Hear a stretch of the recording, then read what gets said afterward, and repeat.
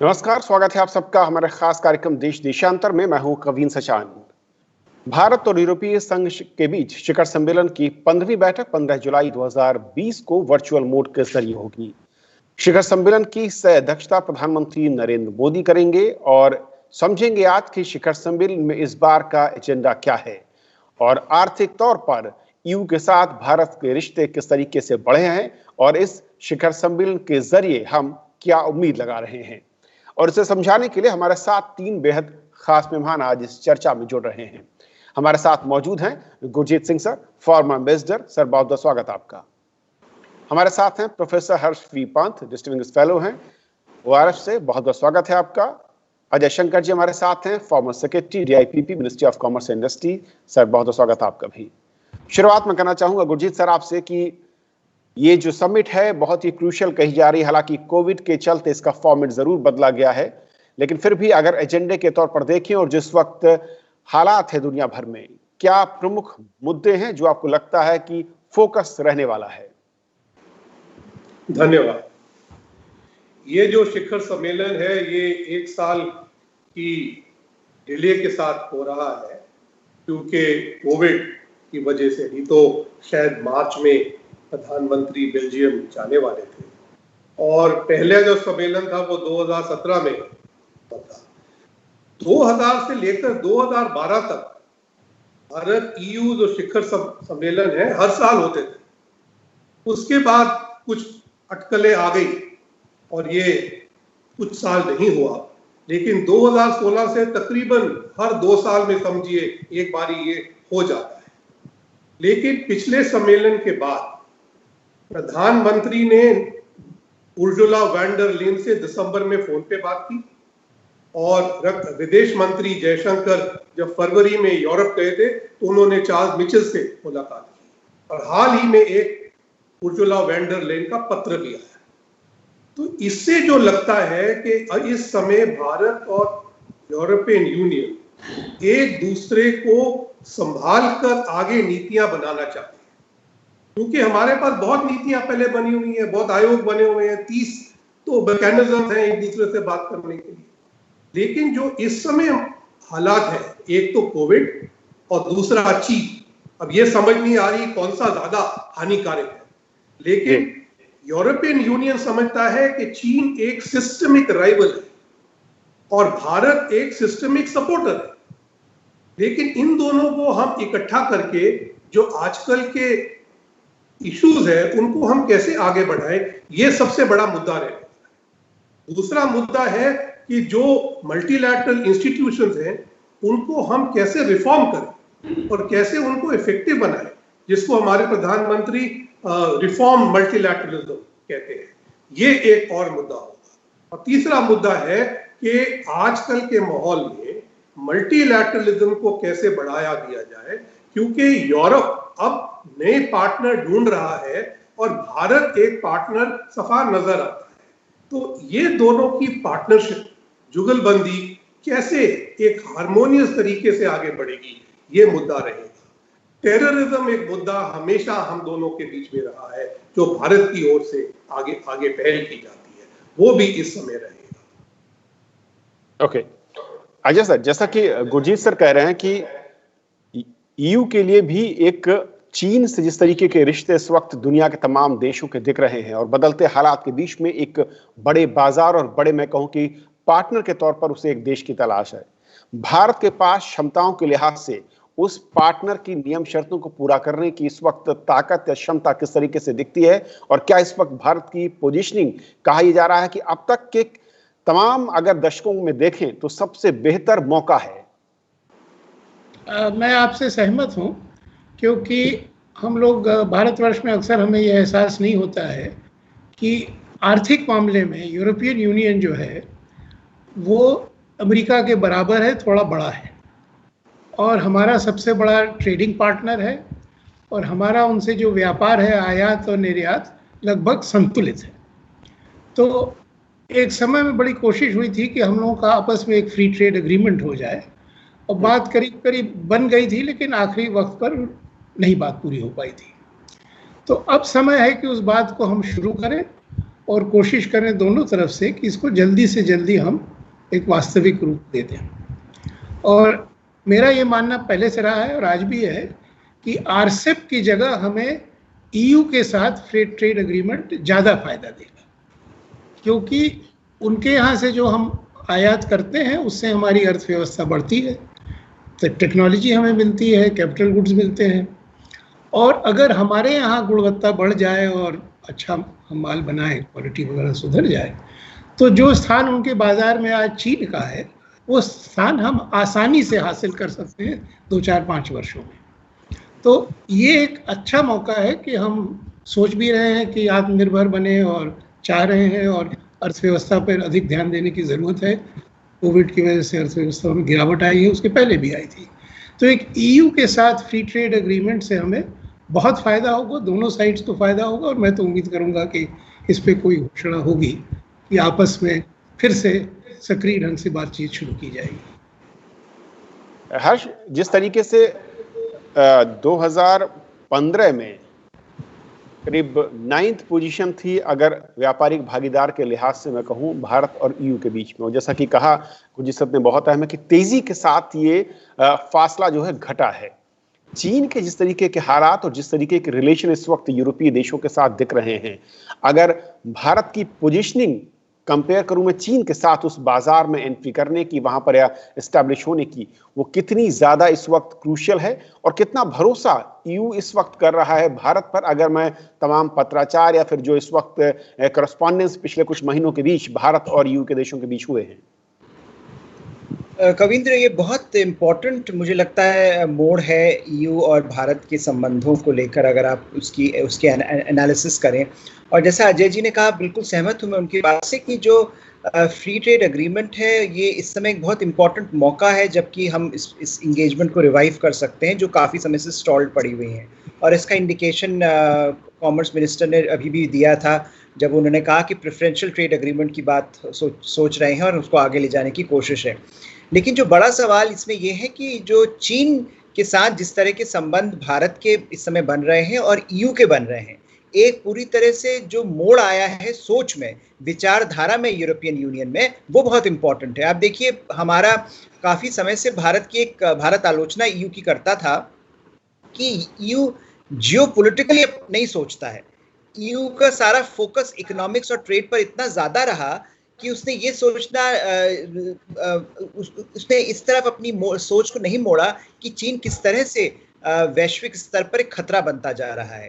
तो जो अभी मोड़ आया है, बदलाव आया है, जबकि यूरोपियन यूनियन ओपनली ये कह रहा है कि वो एक जियोपॉलिटिकल एक्टर बनना चाहता है, और इस जियोपॉलिटिकल स्पेस में जो चीन का रोल है उसके साथ जो एक रसाकशी चल रही है, उसके साथ जो एक जद्दोजहद चल रही है, उसमें यूरोपियन यूनियन भी उतना ही भागीदार है जितना भारत।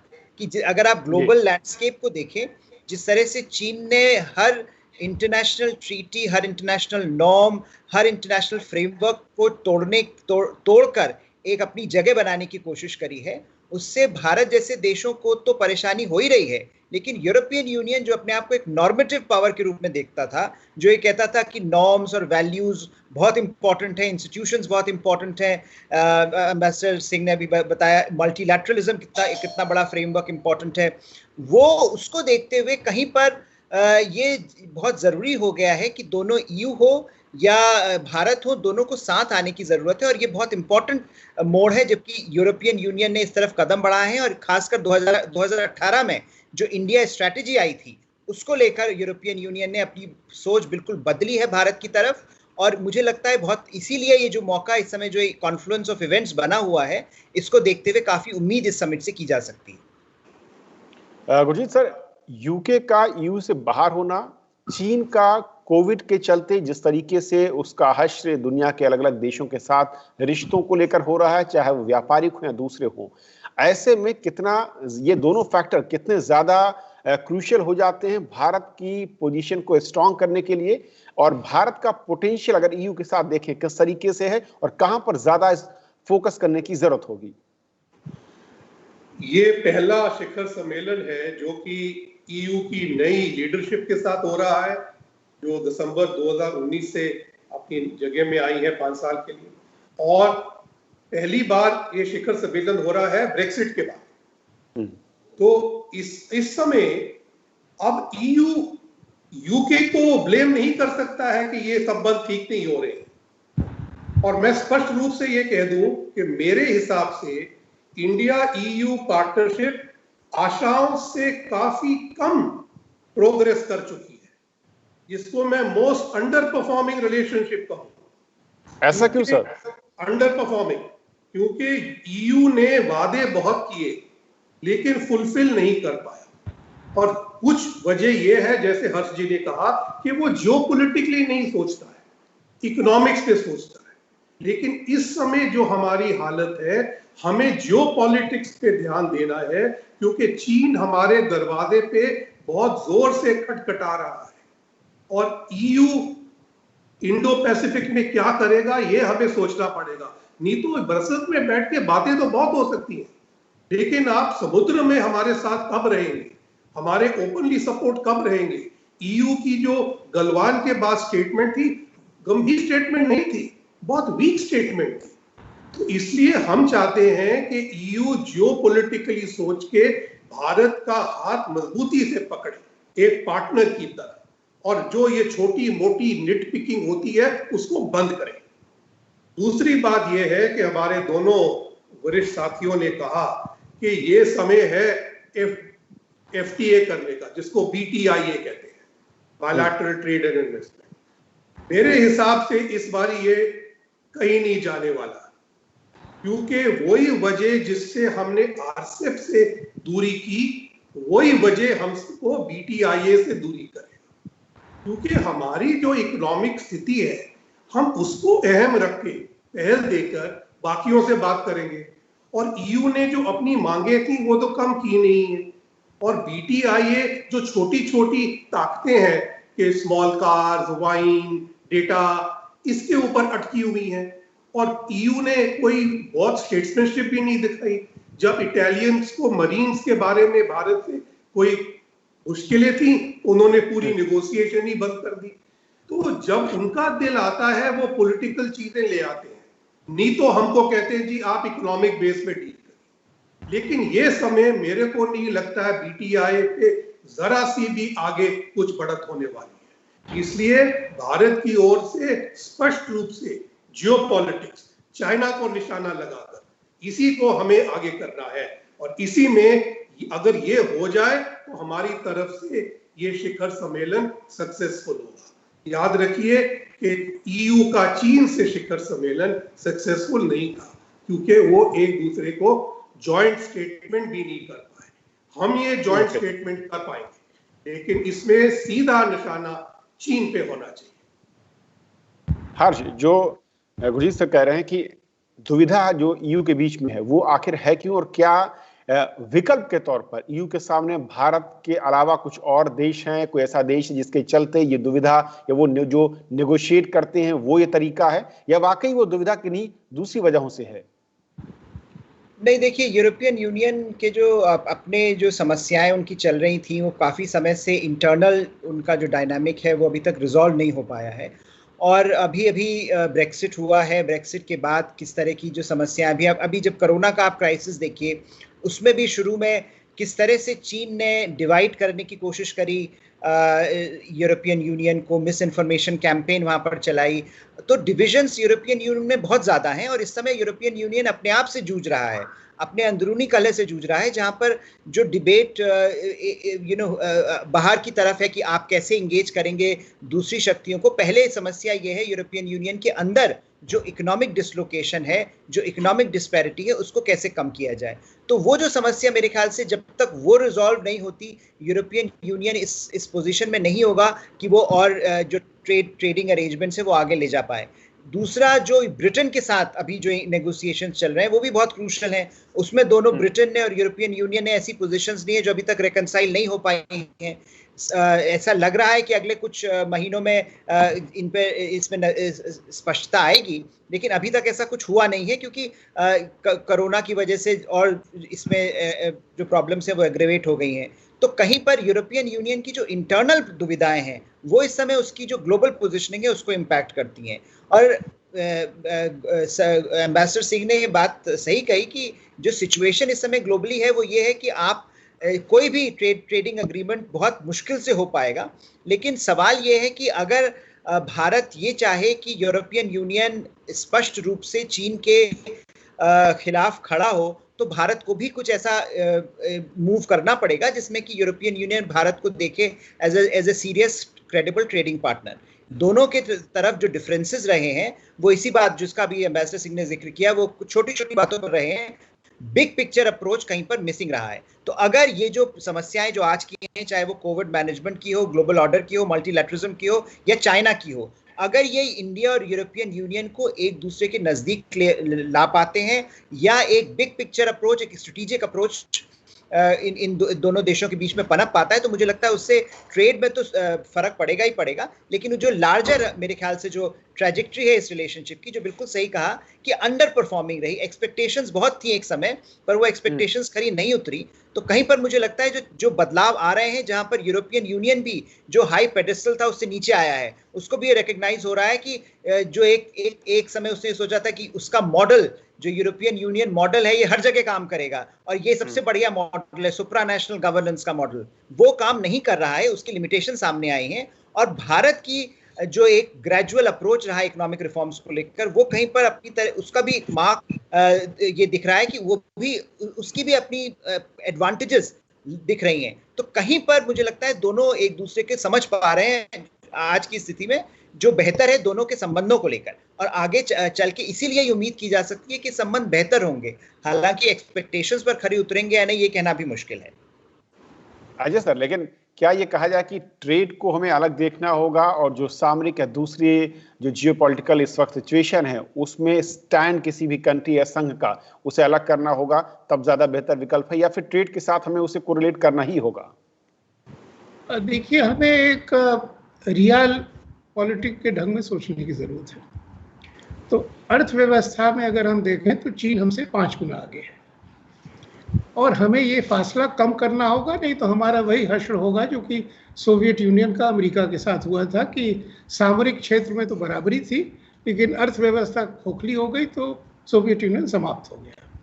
तो अगर हम चीन का आर्थिक क्षेत्र में मुकाबला करना चाहते हैं तो यूरोपियन यूनियन हमारा एक बहुत मजबूत पार्टनर बन सकता है और उससे फायदा हमें ज्यादा होगा, यूरोपियन यूनियन को कम होगा आज की स्थिति। और जैसा मैंने पहले भी कहा था कि हमारा ट्रेड उनसे लगभग बैलेंस्ड है और वो ट्रेड ऐसा है जिससे कि हमारे विकास की गति बढ़ सकती है, क्योंकि टेक्नोलॉजी, कैपिटल गुड्स हमारे यहाँ आएंगे।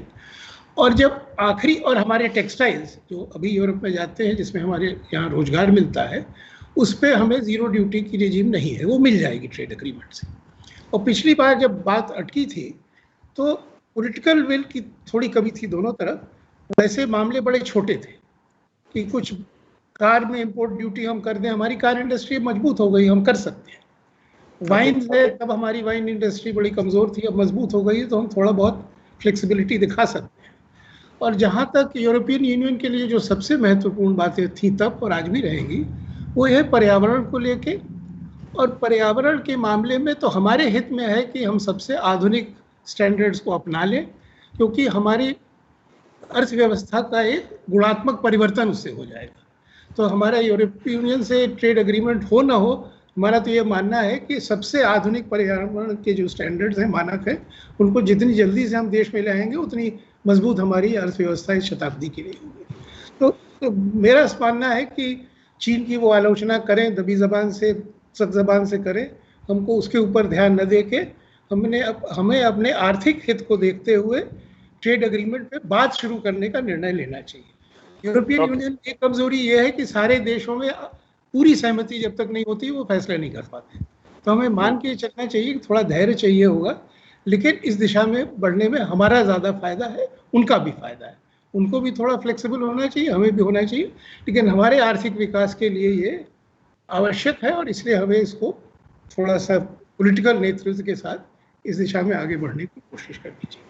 क्योंकि हमारा उद्देश्य आज की तारीख में होना चाहिए कि जब कोविड खत्म हो तो आर्थिक विकास की गति 8-10% पर पहुंचे और चीन से जो हमारा फासला है वो कम होने लगे।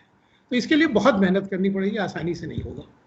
ओके, तो आपने कहा चैलेंजेस क्या हैं गुरजीत सर। आखिर में मैं चाहूंगा कि जो रिश्तों की नई इबारत लिखने को तैयार दिख रहे हैं, लेकिन इसके बीच में क्या बड़े हर्डल्स हैं जहां पर दोनों को ही फोकस करना होगा, जहां पर नजरें होंगी? सबसे बड़ा हर्डल तो बीटीआईए है, और मैं समझता हूं बीटीआईए को एक ठंडे बस्ते में डाल देना चाहिए, क्योंकि मैं जर्मनी में राजदूत रह चुका हूं, इटली में रह चुका हूं। मुझे अब भारत की तरफ से कोई चैंपियन नजर नहीं आता है इस अग्रीमेंट का। हम थ्योरेटिकली चैंपियन कर रहे हैं, ऑन ग्राउंड चैंपियन मुझे नजर नहीं आता है। तो दूसरी बात है कि 6000 यूरोपियन यूनियन की कंपनीज ने भारत में निवेश किया है, लेकिन 83 बिलियन यूरोस का जो निवेश है वो चीन से आधा है। हमें ये कोशिश करनी चाहिए कि उनका निवेश बढ़े, और ये निवेश अगर बढ़े तो हमारी ताकत मजबूत हो, चाहे एसएमई में हो, चाहे क्लाइमेट चेंज रिलेटेड हो, चाहे तकनीकी चीजें हो। ये हमें एक फोकस करना चाहिए, और ये हम चीन के मुकाबले में यूरोपियन यूनियन से बढ़ सकते हैं। और क्योंकि हम उन्हें इक्वल अपॉर्चुनिटी देते हैं जो चीन नहीं देता है, ये एक हमारे और यूरोपियन यूनियन की हित की बात है। दूसरी, जैसे हर्ष ने कहा कि एक ईयू इंडिया स्ट्रैटेजी है, कि उसके तहत एक कनेक्टिविटी पॉलिसी भी है। हमें वो कनेक्टिविटी पॉलिसी पे ध्यान देना है कि क्या हम ईयू को इंफ्रास्ट्रक्चर में ला सकते हैं, क्या हम ईयू के साथ एशियान में या अफ्रीका में और काम कर सकते हैं कि हमारी कंपनीज को बढ़ावा दिया जाए। ये हमने चीजें, जो हाल में एक ईयू ने ब्लॉग लिखा, उनके विदेश मंत्री ने बड़ा अच्छा लिखा कि यूरोप को अब पार्टनर्स चाहिए, लेकिन वो पूरे ब्लॉग में मैंने अच्छी 2 बार ही पढ़ा, भारत का नाम नहीं आता है, अफ्रीका का नाम आता है। तो भारत को ये बड़ी कोशिश करनी है कि हमारा नाम सिर्फ शिखर सम्मेलन के टाइम पे याद नहीं आए, लेकिन रोज याद आए कि हम उनके पार्टनर हैं और हमारे साथ वो अच्छी तरह सुलसुला से काम कर सकते हैं। ओके, हर्ष, क्लोजिंग कमेंट आपका? नहीं, मुझे लगता है कि दोनों ही देशों को, चाहे वो दोनों ही एंटिटीज को, चाहे वो यूरोपियन यूनियन हो और चाहे वो इंडिया हो, कहीं पर ये अपने आप को इस बात से रेकनसाइल करना पड़ेगा कि जो ग्लोबल ऑर्डर है वो इतना रैपिडली इवॉल्व हो गया है। चीन की आप अगर परफॉर्मेंस देखें और अगर आप कोविड-19 के बाद का माहौल देखें, तो उसमें मुझे लगता है दोनों ही एंटिटीज जो कि फंडामेंटल वैल्यूज पर एक साथ खड़ी हैं, चाहे वो रूल्स बेस्ड ग्लोबल ऑर्डर हो या फ्रीडम या इंटरनेशनल लॉ की बात हो, वहाँ पर जो कन्वर्जेंस है उसको यूज़ करके, वो ग्लोबल कन्वर्जेंस को यूज़ करके बायलैटरल रिलेशंस को आगे ले जाने की बात। ये पहले से हमने देखा है कि जेनेरिक टर्म्स में हम ये कहते हैं कि नहीं है, दोनों डेमोक्रेसीज हैं, दोनों की वैल्यू सिस्टम सेम है, लेकिन जब उसका इम्प्लीमेंटेशन और ऑपरेशनलाइजेशन की बात आती है, दोनों कदम पीछे हटा लेते हैं। मुझे लगता है समय अब ये है कि हम स्पेसिफिक प्रोजेक्ट्स को लेकर, टाइमली डिलीवरी को लेकर कुछ कमिटमेंट दिखाएं। और जैसा एम्बेसडर सिंह कह रहे थे कि कुछ ऐसे प्रोजेक्ट्स हैं, जैसे कनेक्टिविटी है इन पर्टिकुलर, वहां पर इंडिया और ईयू कैसे लेवरेज कर सकते हैं एक दूसरे को, वो देखना होगा। और खासकर अगर ईयू को अपना जो रोल है वो इंडो पैसिफिक में बढ़ाना है, ईयू को अपना रोल मैरीटाइम सिक्योरिटी में बढ़ाना है, तो उसके साथ जो कॉन्वर्सेशंस भारत के होने चाहिए वो कैसे होने चाहिए। मुझे लगता है इसके लिए ईयू को कुछ हार्ड डिसीजंस लेने होंगे। सिर्फ मोटा मोटा समिट के टाइम में जेनेरिक बातें कहने से नहीं चलेगा, क्योंकि माहौल, जो अंतर्राष्ट्रीय एनवायरनमेंट है वो इतनी तेजी से बदल रहा है कि अगर ईयू और इंडिया दोनों साथ काम नहीं करेंगे तो दोनों को नुकसान होगा। और मुझे लगता है इस बात को लेकर अगर हम आगे बढ़ेंगे तो ज्यादा पॉसिबिलिटीज दिखती हैं। अजय सर, ईयू के हालात पहले से ज्यादा बेटर हैं और अब डिसीजन मेकिंग में ज्यादा सिमिलरिटी या फिर मैं कहूँ एक रूपता दिखती है? नहीं, मैं एक बात और अंत में कहना चाहूँगा कि एक देश में भावना है कि हमारी अर्थव्यवस्था में चीन